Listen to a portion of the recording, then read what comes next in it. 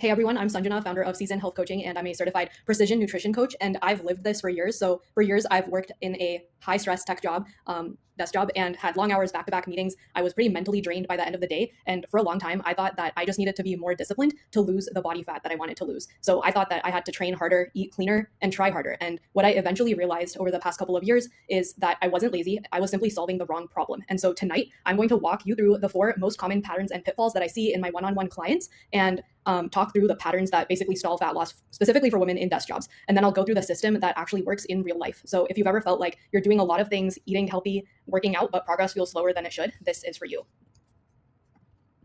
So by the end of this workshop, you'll have a better understanding of why fat loss feels harder in a desk job, the 4 patterns that quietly keep women stuck, and the scalable system that I use in coaching to help desk job women make progress even during high stress seasons. So my approach really isn't about cutting out foods or doing more HIIT. It's about building a system that matches your actual life.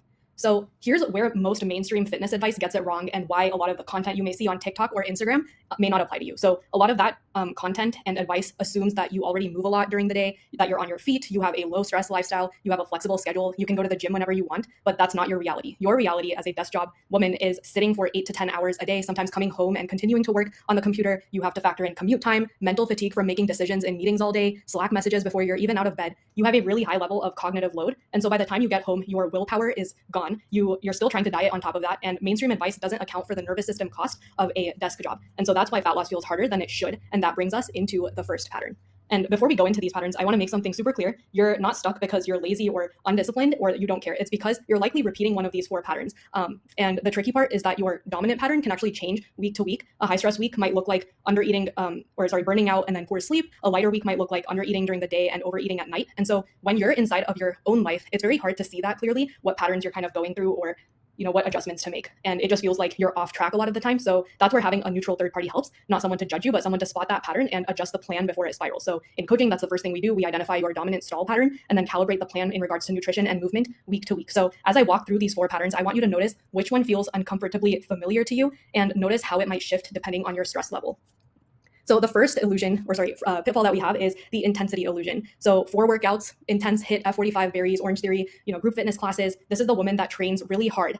She's sweating a lot, pushing during those workouts, but most of those workouts are actually more cardio than true progressive strength training. So they're fast paced and rushed and made, programmed to make you feel accomplished by the end. But there isn't sustained muscle tension during these classes, and there isn't progressive overload. So you're burning calories, but not building much muscle. At the same time, the rest of your day, because you did this workout, sometimes ends up being sedentary. And then with the desk job, 8 to 10 hours of sitting, coupled with these classes, it's often intense cardio from the class that spikes hunger. So you're burning calories, but then your appetite increases. So without a structure for nutrition, you eat back the calories that you've burned in these classes. And there's an illusion that thinking intensity can compensate for inactivity, that just doesn't work. Workout intensity cannot offset 8 to 10 hours of sitting.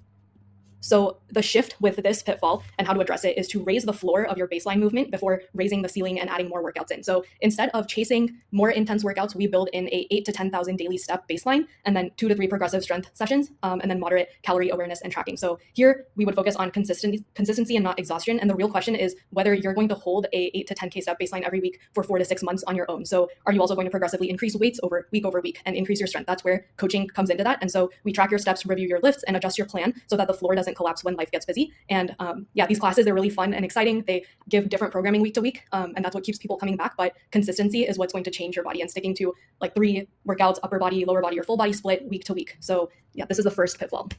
The second pitfall, underfuel to unravel cycle. So I get a lot of DMs from people asking about this and saying that they can't stop snacking at night. So this is the woman that is busy the entire day, running from meetings to meeting, runs on coffee for breakfast, maybe eats a light lunch or skips lunch and feels like she's being good. But by evening time, coming back from work, hunger takes over and she's raiding the pantry for snacks. So that is not a willpower issue or a weakness. It's literally blood sugar volatility. So when you undereat earlier in the day, cortisol rises and then hunger hormones increase. By the night, your brain wants fast energy. So you snack, graze, or feel out of control and reach for anything crunchy, crispy, fried. So it's really like a physiological response to not eating enough earlier in the day. And then this cycle just resets and repeats the next day. When you undereat all day, hunger wins at night.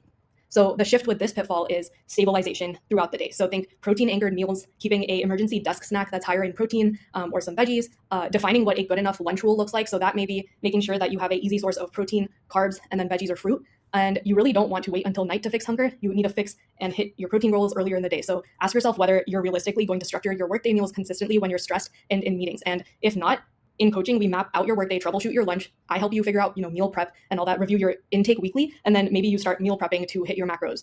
Or you might not even have time to cook lunch, and that's fine. I've had a client who I've helped put together really simple, how do we incorporate, like based on the restaurant she has near her office, what things can she get from there, and then how do we adjust breakfast and dinner to accommodate that lunch from outside. So this issue isn't really solved by willpower, it's solved by bringing more structure and planning to your meals.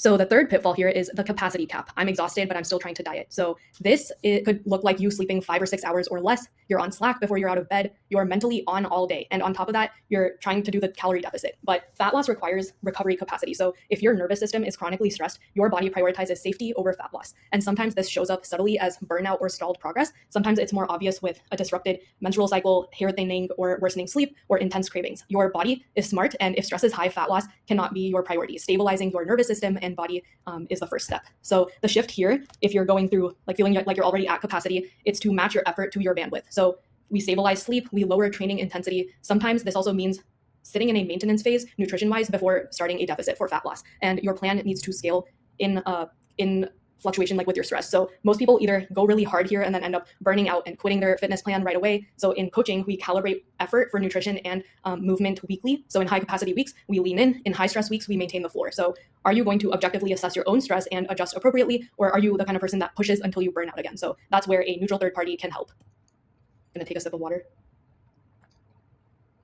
So the fourth pitfall, the comfort craving. Food is the only exhale. So with this one, you're looking to food as your emotional support companion. You hold it together during the day, you're productive, responsible, and you're a high-performing person. And at night, food becomes the reward and the comfort. If you crushed it on a project or presentation at work, you justify getting a treat every time. And maybe you also meet your friends and it always revolves around food. Maybe whenever you feel sad or overwhelmed, food is a thing that's accessible. So restricting desserts and treats might only make things worse because you end up overeating them. So it's this cycle of restricting, overdoing, resetting, and repeating, and using food as a fast stress relief tool.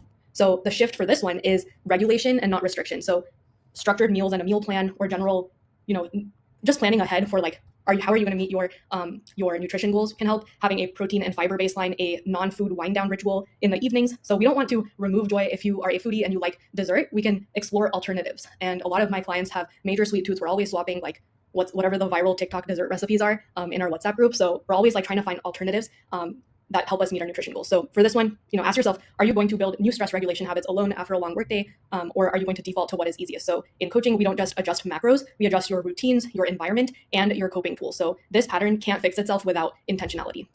So I want to show you something because I've made many of the mistakes that I talked about in the pitfalls. So I struggled with the intensity illusion for sure and the comfort cravings. And then throughout my fitness journey, I've definitely ran into like the stress ceiling as well. So on the left, this was me. I was training hard. I had a personal trainer. I was doing intense group workouts 3 to 5 times a week at a barbell CrossFit-esque gym. I was prioritizing protein because that's what social media and my trainer told me to do, but my steps were really low. My nutrition was relatively clean, but unstructured, and I wasn't tracking my calorie intake at all. I would say my sleep and recovery weren't really protected. I felt like I was working hard, but I was definitely stuck. And I thought more intensity, more workouts or cardio would fix this. And it didn't. On the right, that's me 25 pounds down. And what changed wasn't effort, it was bringing structure to my nutrition and movement. So I shifted from group fitness classes to progressive strength training 2 to 3 times a week. I built a 8 to 10K daily step baseline. I structured protein into my meals. I tracked my intake most days and just in general got better at guesstimating portions that aligned with my body.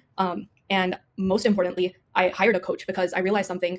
Knowing what to do is not the same as doing it consistently for 6 to 9 months. So this transformation that you're seeing here did not happen in a few weeks. It took about 9 months. And the biggest shift wasn't more discipline. It was accountability week to week. I just kept showing up, even though I wasn't at like close to 100% at all some weeks. Like some weeks it looked like 20% of effort.